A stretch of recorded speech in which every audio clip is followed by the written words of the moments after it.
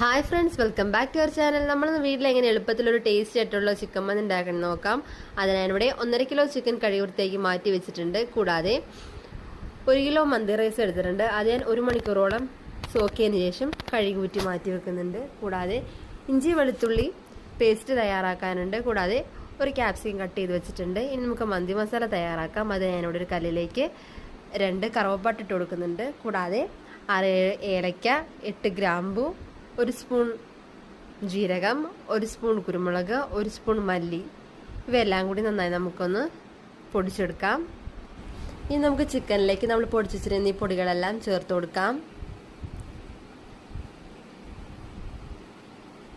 ഇനി നമുക്കിതിലേക്ക് 1 സ്പൂൺ മുളക് പൊടി, 1/2 സ്പൂൺ മഞ്ഞൾപ്പൊടി, ആവശ്യത്തിന് ഉപ്പ്, 1/2 കപ്പ് വെജിറ്റബിൾ ഓയിൽ, ഒരു മാഗി ക്യൂബ് കൂടി ചേർത്ത് കൊടുക്കാം.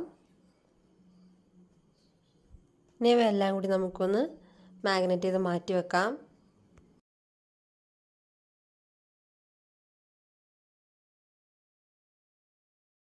ഇനി ഞാൻ ഇതിലേക്ക് ഒരു പകുതി നാരങ്ങ കൂടി പിഴിഞ്ഞൊഴിക്കുന്നുണ്ട്. അതോടെ ചേർക്കാം നമുക്കിനി.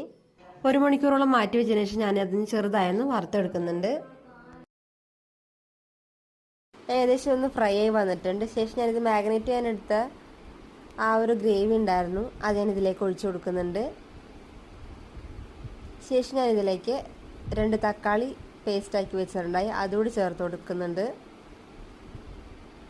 ഇനി നമുക്കൊന്ന് അടുപ്പത്ത് വെച്ചൊന്ന് വേവിച്ചെടുക്കാം.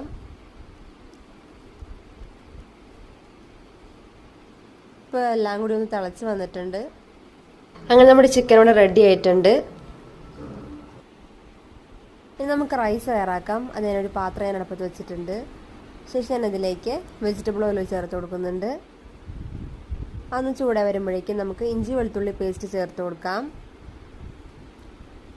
അത് നമുക്ക് ചെറുതായി ഒന്ന് മൂപ്പിച്ചെടുക്കാം.